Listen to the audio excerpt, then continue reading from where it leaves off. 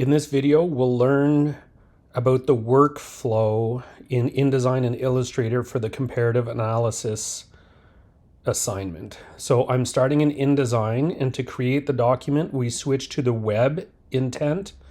We can leave just one page in the document, turn off facing pages, and set up the document as 1920 by 1080. I'm going to set up my columns in InDesign rather than doing it in the document setup. This is a 1/2 inch margin all around, and then a 10 pixel bleed. So that's how we set up our document for the comparative analysis. And the intent that's web will make it that the colors in this document are in RGB. Once we're in our document, we're going to rely heavily on parent pages. The first one we're going to create is going to contain our guides. So I'm going to go to a parent in the pages panel. So double click here, then option click on its name and call it a guides. And it's not based on any parent page. Then I can go ahead and create my grid. I'm going to do this by going to layout, choose ruler guides, choose a light color like light gray, and then click OK, and then go create guides and choose all my rows and columns. We want to make sure that our grid is relative to the margins, not the page. Now we'll go back to layout, ruler guides, and choose a more intense color like blue or red. And then come back to layout, create guides, and set up columns. And now we have our grid on a parent page. So when we go to the document pages, they all have that grid. Let's save our document. We're going to call it last name, first name, group number, and then comparative analysis. I'm going to go ahead and put this in my folder. At this stage, we could save page 1 as a PDF to use it as a template for sketching our page layout. So I'm going to go to page 1, hit Command E for export on my keyboard, and then export it as PDF into my folder. I'm going to click save and then make sure visible guides and grids are on. So I'm going to go ahead and click export. I'm going to create a quick temporary document that's just going to have the grid on it. So 1920 by 1080. And I leave everything else alone, and I click OK, and I come to page 1, and I'm going to create a frame with my frame tool. I hit F, then I go File, Place. No, this is it. So I click Open. So let's try and get 9 of them on the page. So now I have 9 frames that have these pages on them. I can always save this as sketching template in my working folder, and I can print this on a tabloid page at 100% and sketch on these pages. I could always, for what it's worth, I could save this as a PDF, load it on my iPad, and sketch on them that way too. Now I'm going to quickly set up an Illustrator document. So this is going to be called Placed Art. And note the web profile here so that the artwork is in RGB. And then the size for right now doesn't matter. I don't know what size I want to use. You're going to have to decide that with your artboards eventually. But for now, I can create a series of artboards. This may change after. But let's say it's like this. And I'm just going to save this into my folder. I may already have a file in there. No, it's in here. I'll place this here. And this file is in RGB. I'm going to take out my swatches and go select all unused and delete all the swatches in the document and create new swatches that are consistent in Illustrator and in InDesign. Okay, so I've created new swatches with the same values in both files. My blue is 41, 151, 255 in Illustrator, and if I switch to InDesign, it's 41, 151, 255. And the green is the same in both applications too, 64, 161, 64.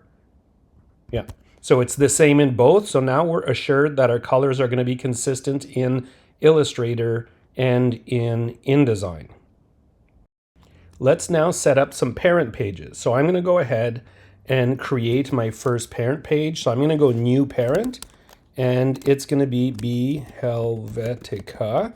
That's my topmost in my structure. It's my topmost Helvetica page. So I'm going to base it on A so that it inherits the guides that are on A.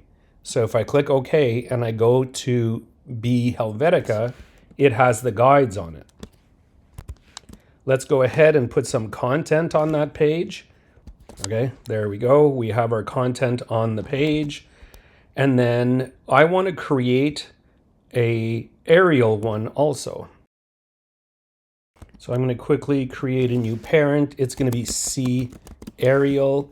It's also based on A. Click OK and put my content on the page. So you can see that my presentation happens to be color coded. Yours doesn't have to be, but everything that's Arial is going to be green and everything that's Helvetica is going to be blue. Now let's go ahead and create sub-parent pages. And I'm going to show you how advantageous this is. So let's create a new parent page. It's going to be Helvetica family comparison, and it's based on B Helvetica. So let's go ahead and create that. So this one gets everything from the B page, plus we're going to put new content on it. So we have our new content on the page. So that's a family comparison. And then I want to create another one that's going to have the comparison of the glyphs. So I'm going to create yet another parent page. So this is Helvetica glyphs. It's going to be based on B Helvetica. So now we're going to paste that box there. So this is glyph comparison. So I've completed all my parent pages. I've changed things around a little bit. So let's just review what we have. The first one, A, is guides only.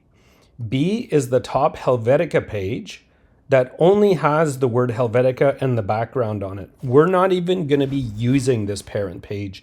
It's only there for other ones to be based on. So C is the same thing, just the title and the background. Now we get into the content.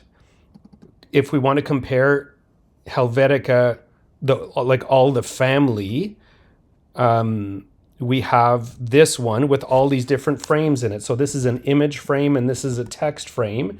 And I have a paragraph style set up. Okay, I have paragraph styles for everything. You can see my panel here. Then we have the same thing for Arial. Okay, maybe the word comparison isn't right. It's like showing off the family. So whatever, this is all fictional for me, but I just want you to get the InDesign skills. Then I'm comparing glyphs for Helvetica and for Arial. So you see that it's all color coded and you can see what's based on what. All the Helvetica pages are based on B Helvetica and all the Arial pages are based on C Arial. I have my color swatches that are the same in Illustrator and InDesign, and then paragraph styles for everything.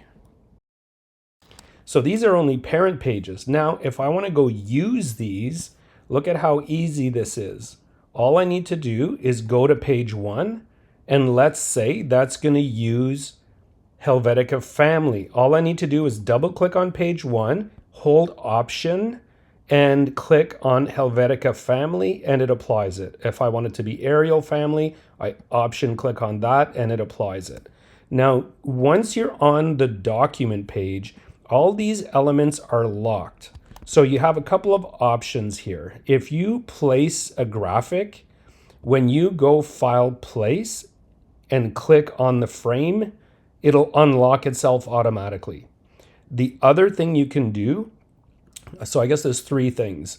You can either just place it and it'll, when you click on it, it'll place the image, or else you can hold Shift and Command and click on something on a parent item and it will unlock.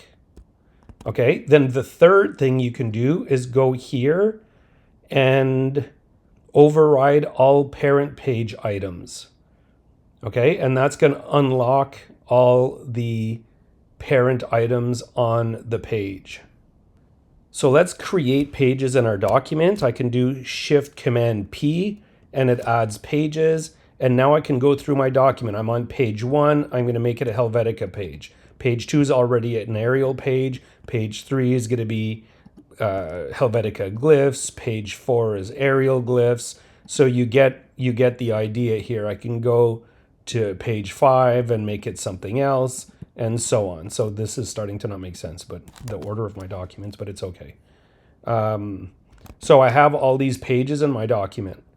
Now, if I decide I don't like something about the layout, all I need to do is go to the parent page and edit it, and every page in the document that has that parent on it will be changed. Now, I have this Illustrator document that has artwork in it. It has 9 artboards to date, and everything is color-coded Arial or Helvetica. I want to put artboard number 3 into InDesign. So let's just flip back to InDesign. I'm going to do Command D and then grab that file, hold Shift, and click Open. And now it's on previewed page here. So I'm going to go like this, go to the page I want, and it's going to import the page that's previewed here. So I can go ahead and click OK, and now I'm holding it. And when I click here, it puts it inside the box that was just previously locked because it was a parent item. So now if I don't like what this looks like, I can hold Option or Alt and double click on the artwork. It opens the file, and if I change it, save in Illustrator, go back to InDesign, the artwork is updated. Sometimes you'll get a little exclamation mark in the corner here that you just have to click on to update it. So I can go back to Illustrator, undo, save, come back to InDesign. See, there it is. I can just click on that and it updates. So to me, this is the best workflow for creating your comparative analysis in InDesign and in Illustrator.